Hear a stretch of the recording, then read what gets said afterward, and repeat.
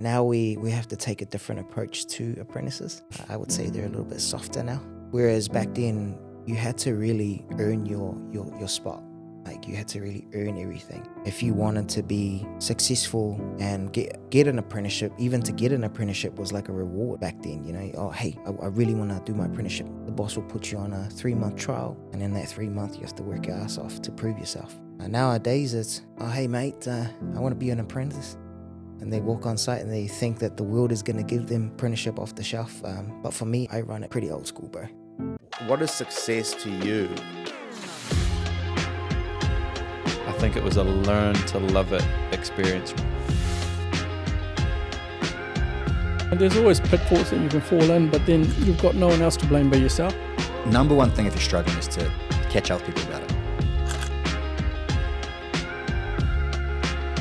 Hey guys, Better Builder Apprentice is brought to you by our friends at Builders Academy. Builders Academy is New Zealand's newest apprentice provider, and they definitely here to shake things up. Why use Builders Academy? Well, first of all, they're just as good as the other guys, but on top of that, they will come on site every 6 to 8 weeks. Yeah, that's quite a lot, right? That means that your apprentices will be a lot more engaged, and they'll have to learn a lot less modules in between trainer visits. Secondly, they are backed by master builders. And thirdly, they have an experienced and motivated team that knows the industry inside and out. In fact, most of them are ex-chippies. Just go to builderzacademy.co.nz.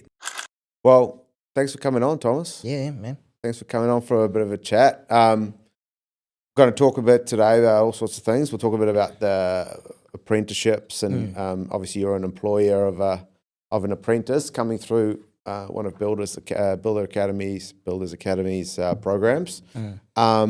So how did you get started into building? Like, what was your sort of background? Like, who were you as a young fella? Yeah, so I started back in 2012 as a labourer. Yeah. So sweeping the floors, making the coffees, taking the chisel shots from the bosses. Oh wait, no, I mean not chisels. All love, all hugs. Yeah. No, we came up. I was taught by some of the old boys, you know, so very old school methodologies of building, you know. Yeah, started off in renovations. That's my whole background is in renos, and then moved on to pretty much onto new builds later on. Yeah. Yeah.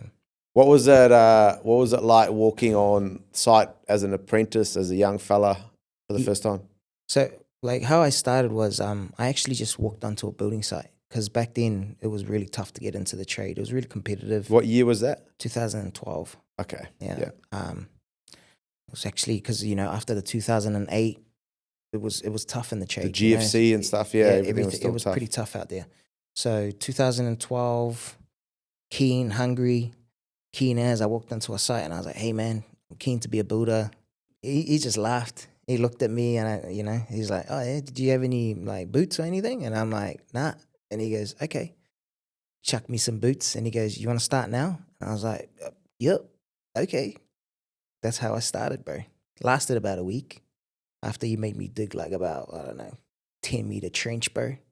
That's when I realized, I was like, I don't know if this is the trade or is this slave labor? It's a bit of both, but you know, that's how I started, bro. Started there, lasted about a week.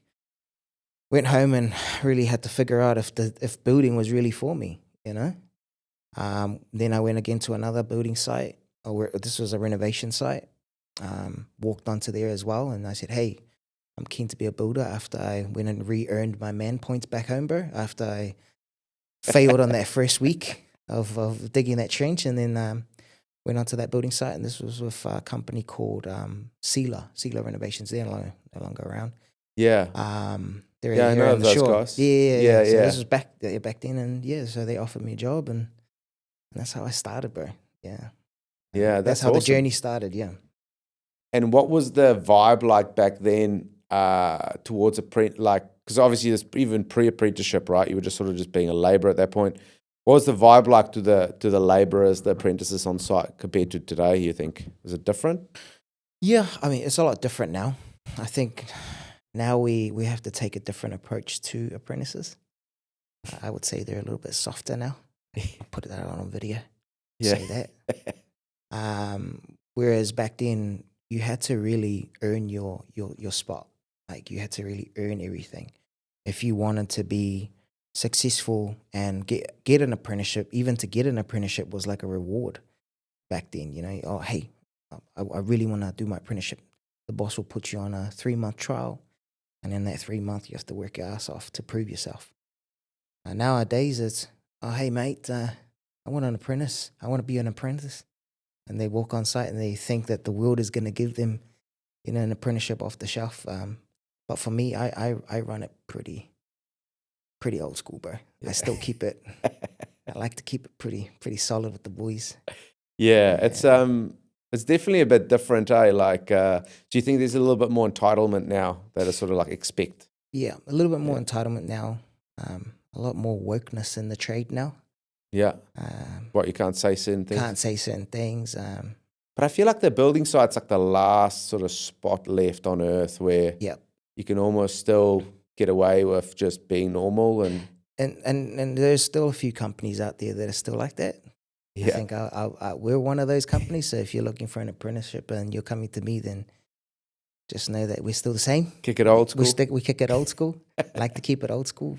Banter is like number one on site. If there's no banter, bro, like I don't know why you're in the trade.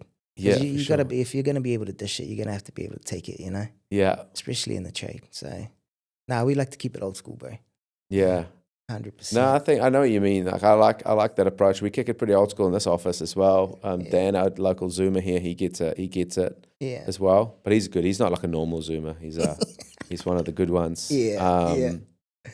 So talk to me about the type of projects you guys do now. Like talk to me about your company, Yeah. Builders Blueprint.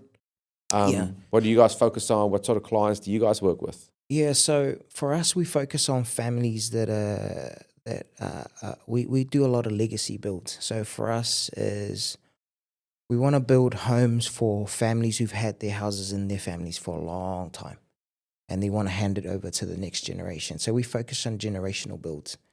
Cool. Mainly we focus on Pasifika and Māori families, especially in South and Central Auckland. The budget is not so high, but we try and make it as affordable as we can for them. So that's pretty much our focus, bro. I like that little niche that you put in there, like legacy homes. Like what made you think about that? Like how did that come to be? That just kind of evolve over time, or? Yeah, so I grew up pretty poor. I didn't come from money.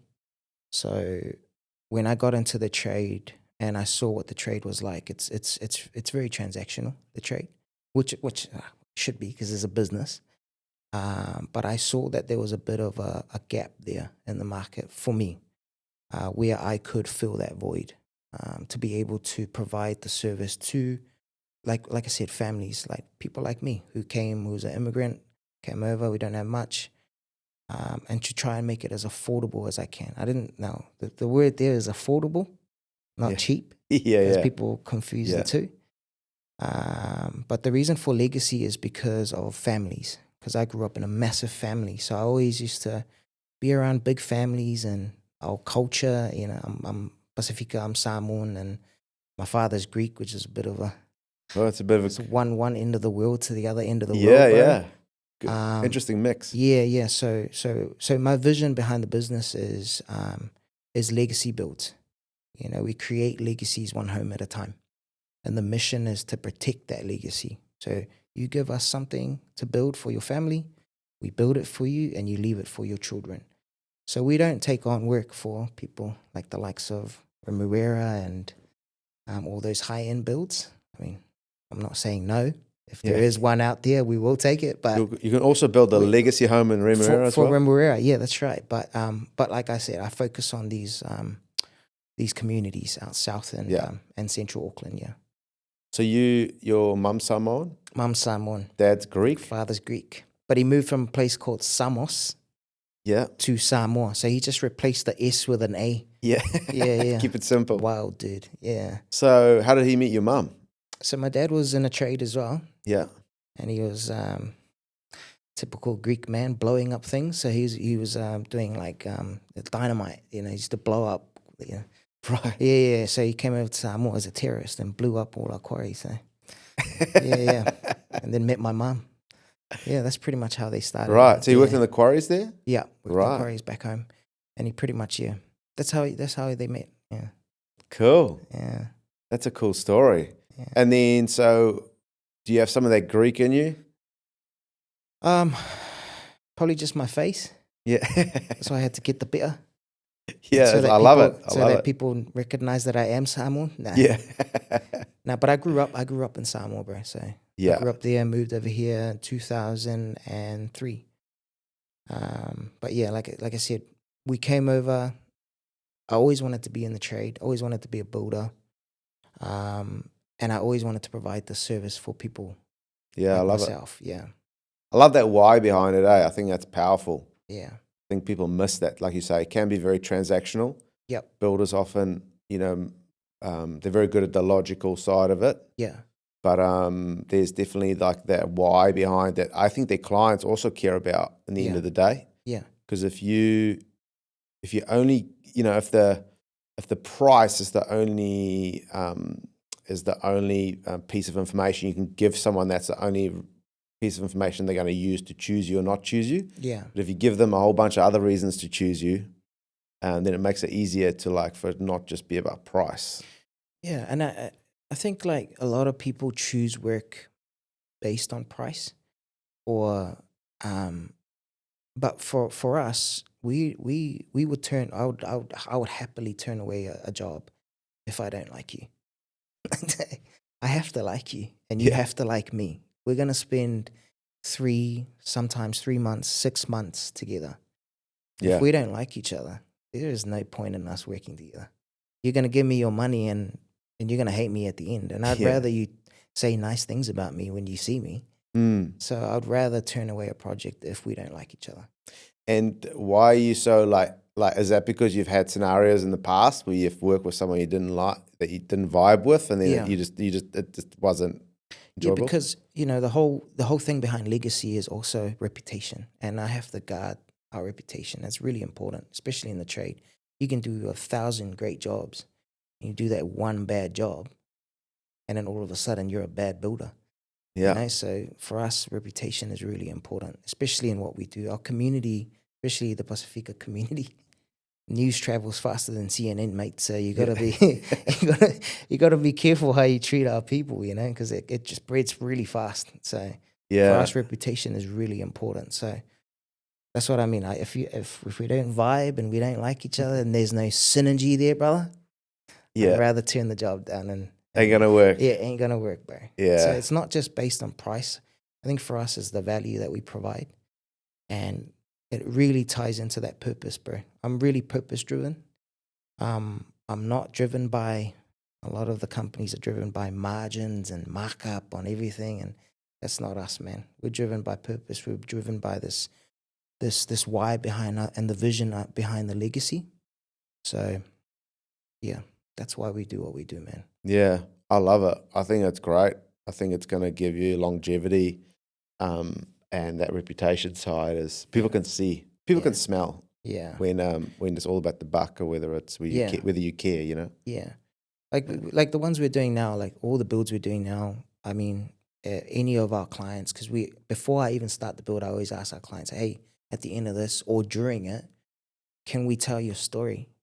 Because so much of the time when you look at companies or building companies, they always talk about themselves, what we do, what we offer. At the end of the day, bro, people don't care about what you do and what you offer. Yeah. They care about themselves. Yeah. So let's put that out there, and then let's put our client stories out there, because there's a lot of great stories out there, great clients, great people, and so for me, that's more important to us, is to tell their stories. Like, where are you from?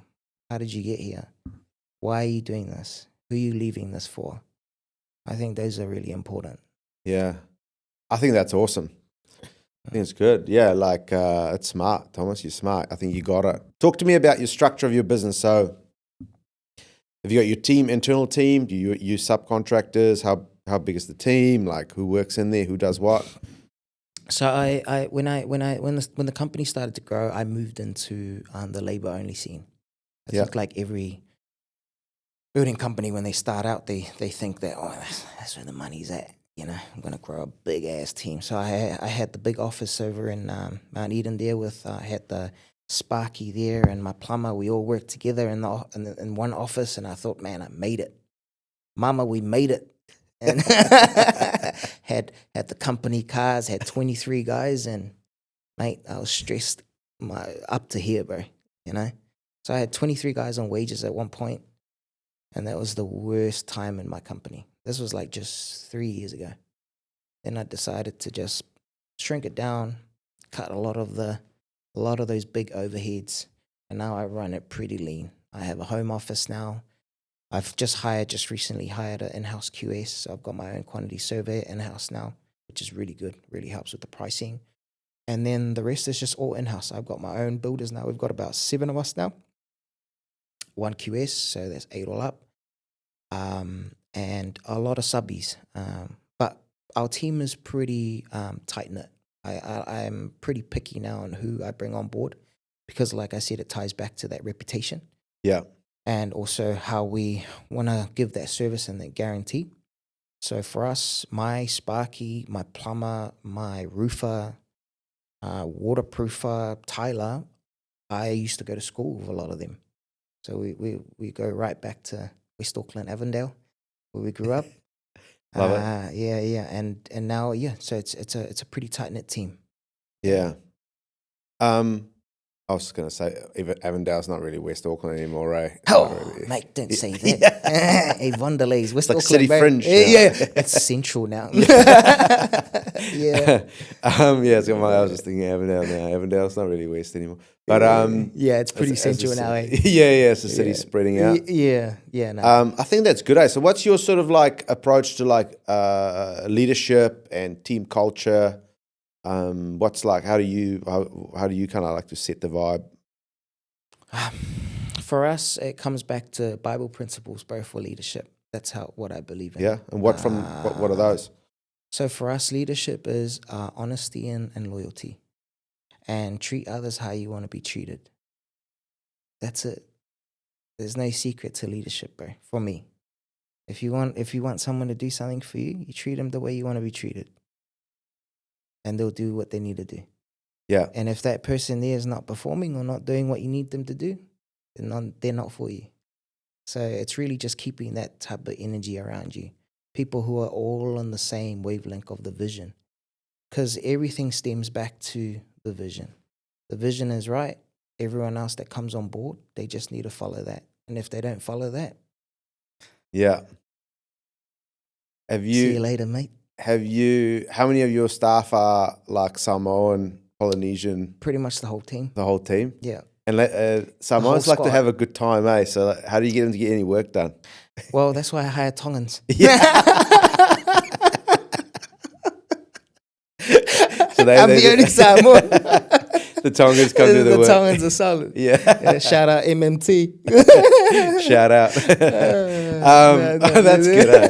Nah, they're awesome, man. Because it's like everyone likes to have, I can just imagine the banter and the fun, Yeah. So there's a whole lot of that, man. Yeah. No, that's so important, eh? Like to keep the vibe. Like someone said the other day, like some business guy said, culture eats strategy for breakfast. And it's like when your culture's good, you can even have a bad strategy or like it will fix all of that if the team's like vibing, you know? Yeah. But the thing is, so many people think you can teach culture. Culture is not taught, bro. Culture is a feeling. It's who we are. You can't just go, hey, we just want to build culture. Put some like sayings on the wall and stuff. Yeah. We're gonna put up these fancy things on the wall, and culture is built off vision. Culture is built off a mission. So people that come on board, the culture is already set. This is the vision. This is the mission. That's the culture. You don't need to create it or try and have a marketing meeting or a strategy meeting to create culture. That's culture. It's already there. So the people that you hire or the people that you bring on board should already have that already. So when they come on board, they actually amplify what's already there. They make it better. So good culture comes from good hiring almost. Yeah. Also, right? I reckon, yeah. Because it's not about you at the end of the day. You're the leader, yes. But your team is who creates it. I'm just the facilitator, bro. I'm just like I'll call myself the middleman. You know, I Yeah. make it happen, but everyone around me, they're the ones who make it happen for the company. So Yeah. you know, as long as you hire the right people, and put in place the right vision and the right mission, it just everything just falls into place, man. Yeah. No, I love that. I think that's such a good way to look at it. Yeah.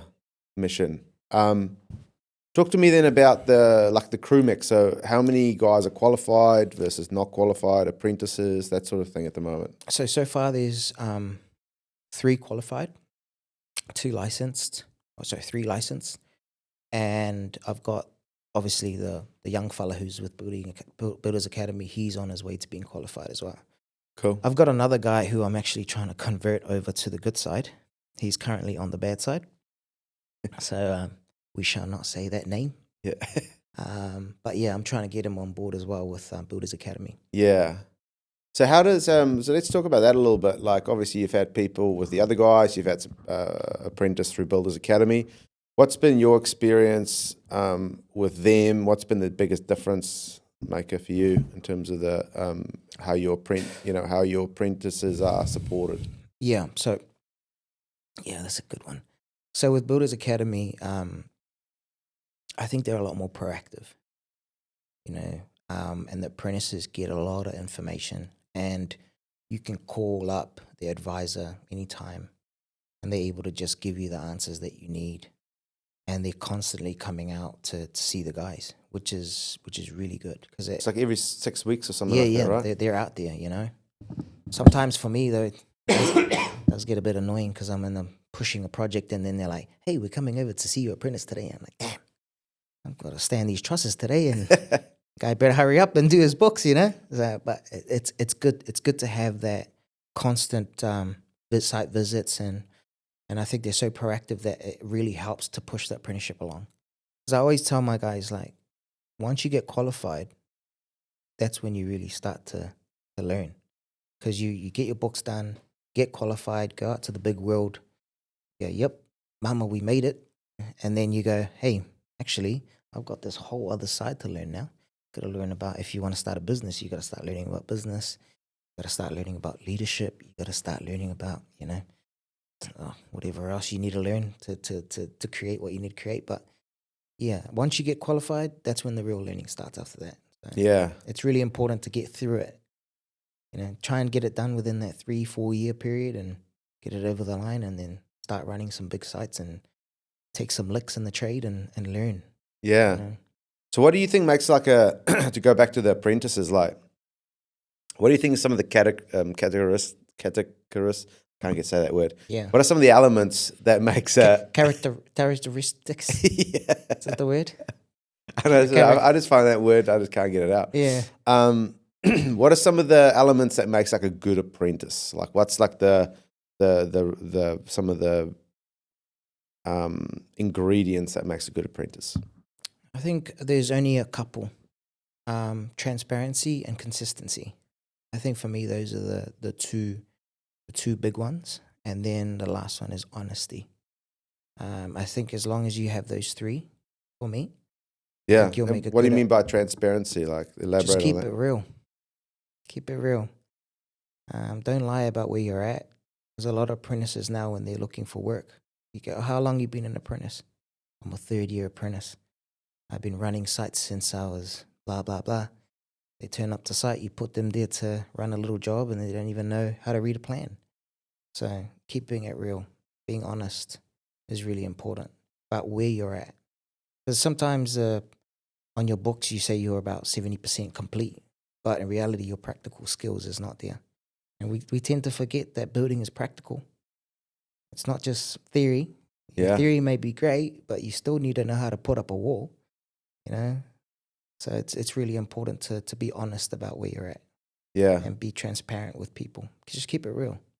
Yeah, that's a really good one, eh? Yeah. Obviously keep it honest. What was the third one? Honesty. Yeah. And Honesty. being honest. Yeah, just keep it real. Be honest. Just be honest with the guys. Be honest with your site foreman. Like, hey, this is where I'm at. I actually don't know how to do that. Rather than we put you there to do something and then you come back and then I have to pay for it. Yeah. And I can't exactly get you to pay for it. You're on apprentice wages. So it's always good to just be real, just be honest, and be transparent. But Yeah. consistency is really important. Being consistent in getting your books done, being consistent in learning, being proactive in your self-development. Because apprentices always just focus on this little thing and then that's it, go home. Switch off. But if you want to be a successful builder, especially now in the trade, it's constantly evolving. So many new materials. And if you got an open heart of learning, an open mind of learning, just constantly learning, because not everyone knows what they're doing. And not every single builder out there knows everything. I think that's I don't know who said that in the past, but yeah, they say, I know everything, mate. The day you say you know everything That's a problem. There's a problem, bro. Yeah. So it's constantly evolving, the trade. So you just got to keep up with everything. So many changes all the time. Yeah. You just got to keep reading, keep learning, keep evolving, keep growing. Yeah. Yeah. Have you ever had like a more mature apprentice? What's the sort of the pros and cons of having a mature apprentice versus like a young fella? I like the mature apprentices. I think they're the best. The only cons is they can't work late. Yeah, because they got the family They got waiting. the kids, they got the family. They can't work weekends if we need them to. And they leave. That's Right. the only cons. It's because they come in, they know what they want, they're driven. So you have them for that period, unless you can offer them something more, But a lot of the mature guys, once they come in, they tell you up front, hey, I want to get my apprenticeship done. And then when I'm done, I want to start my business. Can't hate on that. Yeah. I say, good on you, man. I'm here to help. And then you just help them. That's all you can do. And just train them up. What are your thoughts on, once you've helped, not just you, just in general, like once a builder's helped an apprentice get qualified, do you think there's like a time period that apprentice should like show some loyalty and stay with that builder for a while before they just bounce so you don't? No. I don't have that.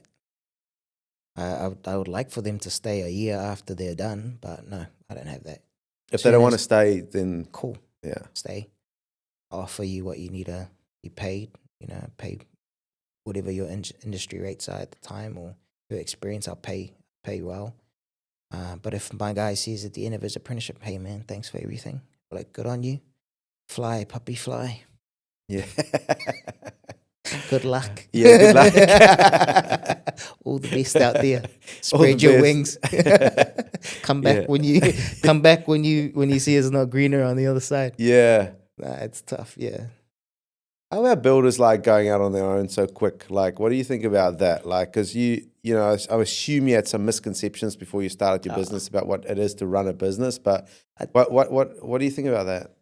I did that. I did exactly that. As soon as I got qualified, this whole thing in the trade, like, oh man, as soon as you get qualified, there's big money in the trade. So you have this idea like, oh, can't wait to get qualified. I'm gonna get that Holden Malu. Gonna put the rims on it and everything. And I did that, bro. I didn't get the Holden Malu, but I went out there and I got the nice flash truck. And then I got all the jobs I needed to at the time. And then all of a sudden the trade went poof. And then, how am I going to pay for that truck? How am I going to pay for that office? How am I going to pay for all of these bills coming up? So I would say if I were to do it all over again, I wouldn't change it because I learned a lot, took my licks in the trade. But if you had to give someone else some advice? Give us some advice. Don't do what I did unless you got thick skin, unless you're able to handle the ups and downs of entrepreneurship. Definitely take it slow. Do the jobs that you need to do. Save money. Have a good nest egg in the bank account for those rainy days. And just be prepared for the lows. Like right now in the trade. There's a lot of lows right now. And the economy is a bit tough out there at the moment for a lot of chippies. Yeah. I get calls like a lot at the moment. But yeah, definitely take it slow, bro. In terms of the apprentices that are coming through, what are some common challenges that you're having with them at the moment, especially the younger guys? Gen Z? Do you have any real young apprentices that's come through, like the real 20-year-olds? Yeah, I do. I've got one. He's with Builders Academy. But And how do you good. find them? Like, what's the, because every generation has their pros and cons. Yeah, You know what I mean? yeah. Apparently how old are you? I'm 34. Okay. Are you like a millennial or no? Are you I don't younger? even know what that is. I think so. I think it's I'm millennial, yeah. I think so. Yeah. Yeah, So millennial, yeah. Talk to Dan, our Zoomer here. He tells me, I'm like, I asked him, what's one of the things that annoying about our generation? Yeah, And yeah. he said that we complain about stupid shit all the time. Yeah. Oh, the traffic was so bad this morning. Or, oh, it looks like it's raining again today. So that's like how they see us, right? Yeah. So every generation sees how we see the boomers is very interesting, right? They're a fun generation. To like boomers have no heart. Yeah, it's great to make fun of them, right? The boomers are They're heartless. They're heartless. Yeah. They love their big houses and they're a fun generation to make fun of. My parents are boomers, it's just they have a lot. That is the funniest generation for me. They built it. They built it though. They built it though, yeah. For sure. But how do you see the younger guys coming through? What are the pros and cons of their sort of generation being apprentices? And I think it just comes back to again hiring the right people, because like you said, like each generation has its pros and cons. For me, this young fella, he's pretty good. I can't sit here and say he's a bad apprentice. He's actually a really good apprentice, and it really comes down to hiring the right guy. Because in each generation, there are guys who are what is it, Gen Z? Is it what is, yeah, is it Gen Zoomers, Z? yeah, Gen Z or yeah. So yeah, there are guys, even millennials as well. There are guys like us who are pretty shocking. Yeah. And it doesn't matter for me which generation you're from. I think it's just hiring the right person. It's more about the individual rather than the more than the the group or the age. Yeah. Because I've met some young people who are, I'm young myself, so I can't say young people. I'm pretty young. So I met some guys who are like 22.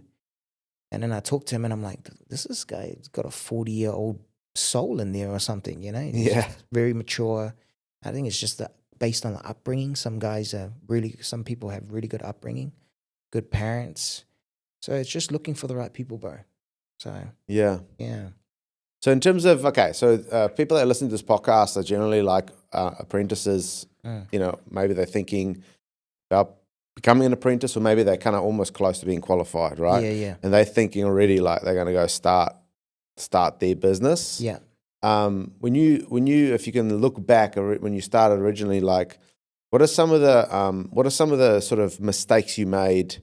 If you can elaborate on that, like when you just started your business, that apprentices, people looking to start their own business can look to avoid.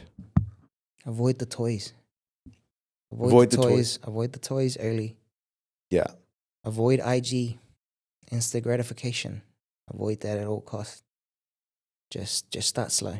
Start slow, man. You think that you try to grow too fast, too impatient? Yeah, and again, don't look over at your neighbors and want what your neighbor has. Just stay in your lane. Stay in your lane. Run your race, and don't look over and think, that guy over there's got 5 cars, 5 trucks, and I want that office. I want all of that. I want that reception person in the front. You don't need all of that, You just start slow, build what you need to build, focus on the vision and the mission and the why, and build from that. Because I didn't get all of that until maybe last year. I really started to focus on that, because before I was just doing work, just getting work in the door, just cash. But once we really narrowed down the why behind the business and the vision and the mission, that's when it really started to all make sense. Yeah. Everything sort of fell into place like it should. How we hire, how we fire, how we do our cash flow, and just pretty much everything, bro. It all comes back to that. Yeah. Yeah. I've found that there's been a bit of a trend of, especially when things were sort of, still charging, economy-wise, there's a big trend for builders to be like, okay, the next step for you is to get off the tools. Next step for you is to scale up. Next step for you is to like hire this person, that person. Yeah. have like multiple sites running, etc. Getting your systems and processes in place and like software. Yep. Get yourself off site as much as you can. And then I've seen like a bit of a pendulum, because the pendulum kind of went all the way the other end, and that's kind of what it was all about. But I've seen with a lot of builders, and I'm talking about like really established builders, respected builders, where the pendulum sort of swung right back, where the guys like they've shrunk the office, like maybe back into the home office. Yeah, man. Shrunk the team, shrunk the overheads, and even the way that they run their software. A lot of the guys are back on spreadsheets, keeping things more simple. You know, have you find the same trend? I've always followed KISS, bro. Keep it simple, stupid. Like it's simple, bro. Like it doesn't have to be complicated.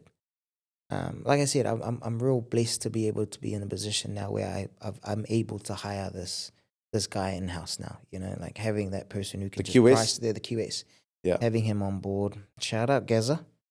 Gonna watch this. Shout Shout out out. Gaza. So he's in house now and he's able to price all of our work for us, which is good. Before that we had Dave from Rapid QS. Shout out to Dave from Rapid. Shout out. He's an awesome guy. He helped us out a lot as well in the beginning of pricing our work. But yeah, for us, it's just, you know, all those overheads that you have, someone has to pay for it. Someone has to pay for it, and it's not us, it's the clients. So if you just keep it lean, we're able to provide, like I said, we want to go back to being affordable. And if we have less overheads, we're able to provide that service a little bit more. Yeah. And the trade is going like this right now. It is it's a lot more expensive to build now. It's a lot harder to build now for a lot of people. Yeah.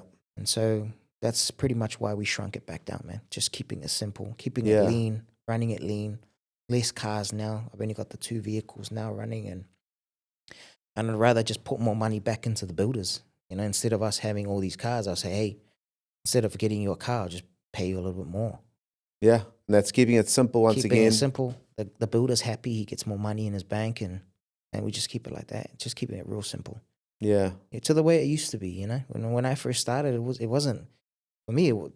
Getting a company car was like, whoa, like thanks, man, I appreciate it. And then you have to be paranoid every time you drive the things. You don't want to crash it, you know. And just keeping it real simple now. Yeah. Yeah. The one thing as well that you kind of seem to realize after a while as well is that you just have to like feed the beast. You know, when your overheads are so high, you got so much staff and that it's just like. You constantly have to. It does become a lot more about the dollar in the end of the day, because you have to chase revenue. That's right. And like you say, if you don't vibe quite with a client, but you're looking at those overheads, you're just going to have to take that job on, because you got to pay. You got to feed the beast. That's right. That's because again, it's what you're doing. So what's the why behind what you're doing?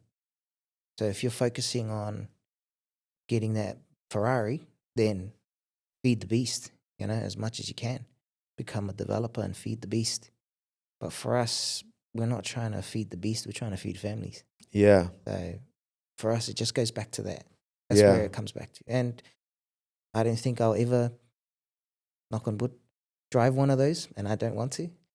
But for us, it's just that vision and that mission, just tying it back to that. As everything is based around that. Yeah. So how we charge is around that vision and the mission, man. Love it.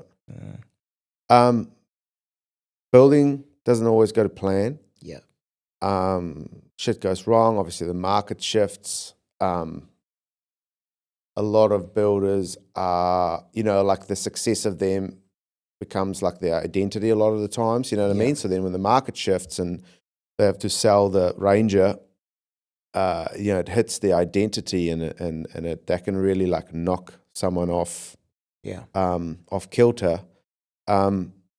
Have you ever, over the years, ever had moments where you kind of struggled with your mind or mental health, or were you just sort of like, you're just like, oh shit, like I don't know if I could go on anymore? Have you ever? Yeah, I think any business owner in construction has been through that. I think majority of us who have owned businesses have been through that.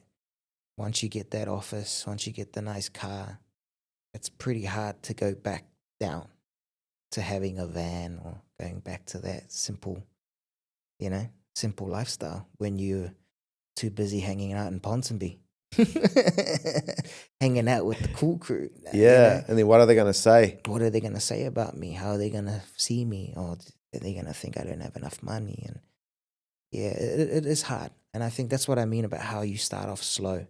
Start off slow, build it up slowly, and then really build the why behind what you're doing. Yeah. Because when you start to focus on the toys and how people perceive you, that's when you sort of go off track from what you're trying to build, and trying to create for your family. What's the mental health like of the Polynesian community, builders, like the Samoans, Tongans you work with? Like people, a lot of guys struggle with mental health, and like, you know, I know that in general, the mental health stats are pretty bad in construction, very bad, right? It is. We all know about the numbers. We read it in the paper, and hear about it. But what's it like in your neck of the woods, in the Polynesian community, and your team, and the people that you talk to? Speaking from experience, I don't really know the stats. I'm not going to say I know enough of it to comment on it, but speaking on being a Pasifika, a lot of our Pasifika like to push things under the rug. And if you notice any Pasifika people, like you'll see them. I'm not a big Pasifika. Wish I was. Come on, Dad. But a lot of Pasifika people, they're big giants, smiling. They always smile at you, happy. But there's a lot of mental health in a lot of the Pasifika community that we need to spread more light into. And for me, that's really important. Like, for example, last night I got a call from one of my guys. He needed to go sort something for his family. He needed to sort it out ASAP. Another one of my guys had a funeral happen so quickly, but they don't necessarily say it outright, but you can feel it in the ear. And I think having those conversations is important.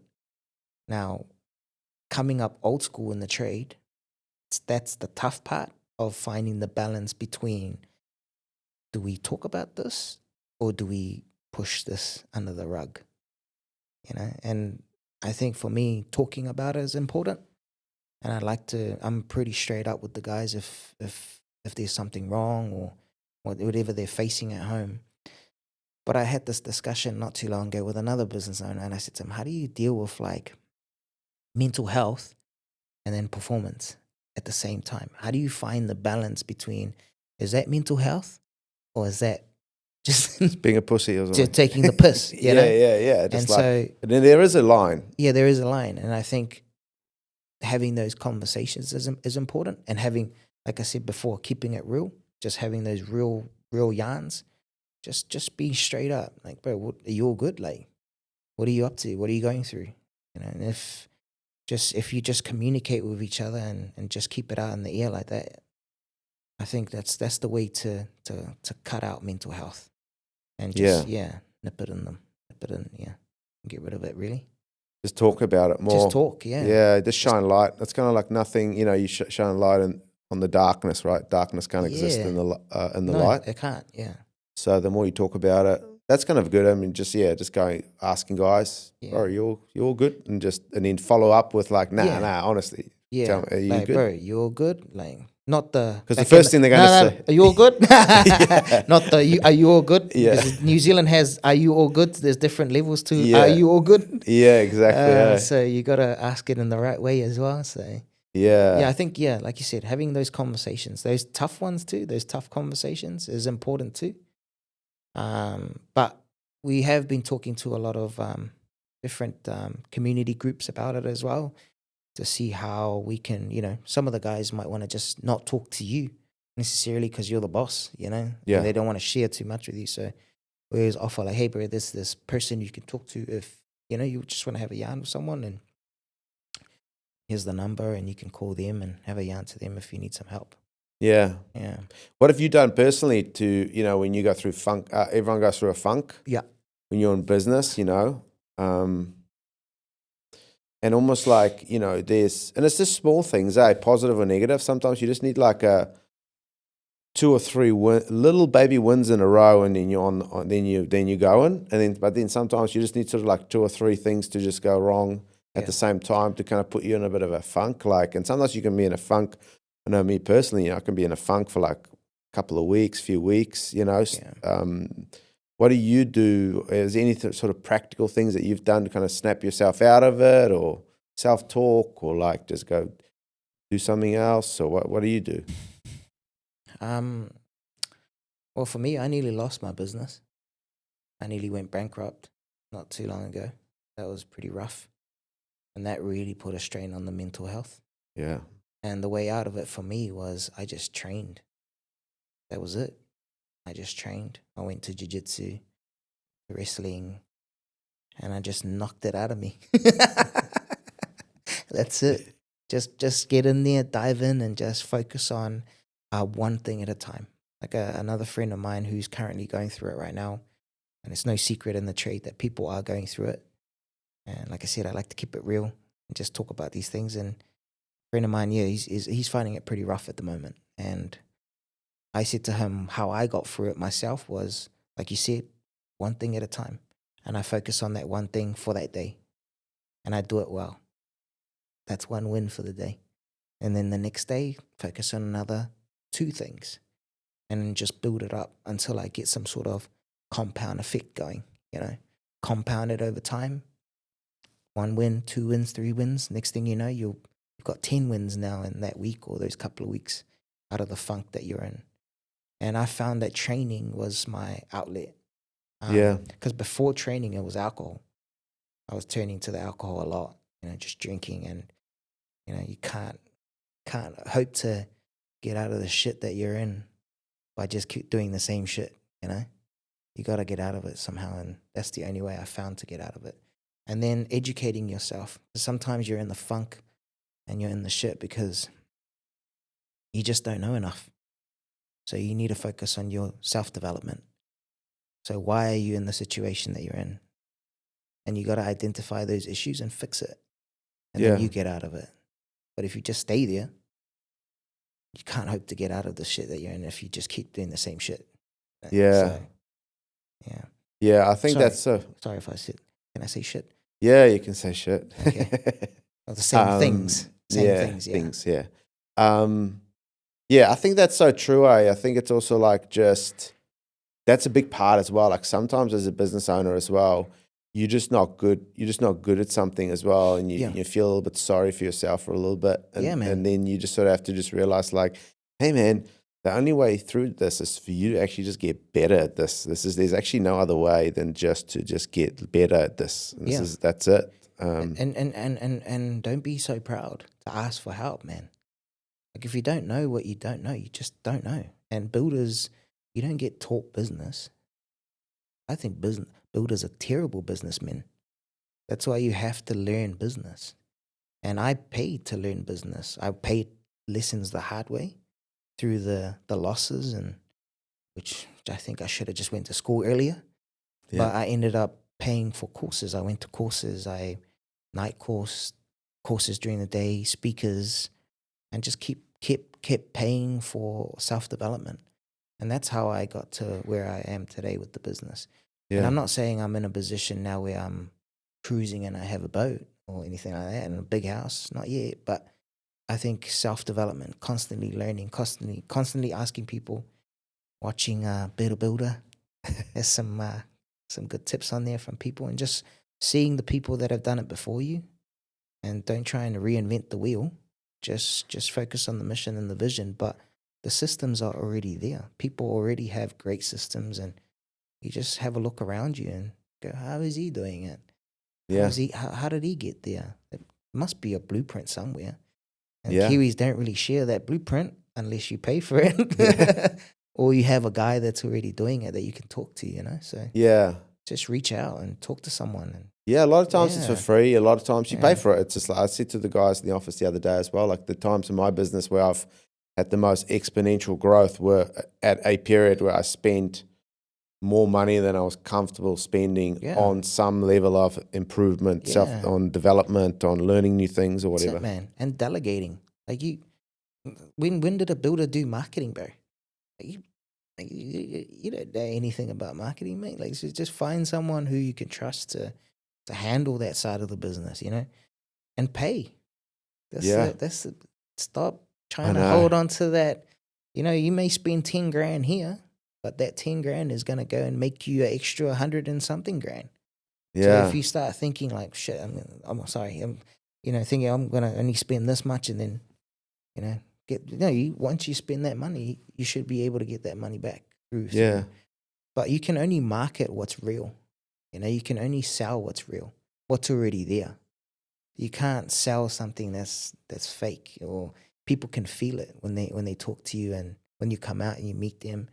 So you got to delegate to the right people, hire the right people, and just pay for the right services. And it's marketing, I think, is a big one as well in the trade that people don't focus enough on. And for us, it's always been referrals. Like, all our works is referrals. We've never, like, even my Instagram and my socials now is all organic growth. There's no paid marketing, or Yeah. we're about to, but we're launching off a good base of organic growth, and now we're gonna move into like really paying for campaigns and stuff like that real soon. Yeah. So Yeah, but it's off the back of like like you say, it's off the back of a real business, real happy customers and all that as well. real results, real clients, and reputation, bro. Yeah. Big one in the trade.